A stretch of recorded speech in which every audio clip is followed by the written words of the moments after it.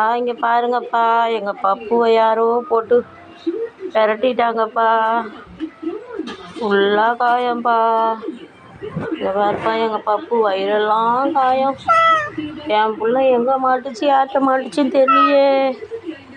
என் பிள்ளை இங்கே பாருங்களேன், என் பிள்ளைய எல்லா இடமும் ரத்தம்பா. ஐயோ, இவங்களுக்காக நான் சிக்கன் வாங்கி வச்சுக்கிட்டு பாருங்க, சிக்கன் இருக்குது, பால் காய்ச்சி வச்சு காத்திருக்கிறேன். ஏப்பா பாருங்க, எங்கள் பப்பு அடி வாங்கிட்டு வந்துட்டோம்.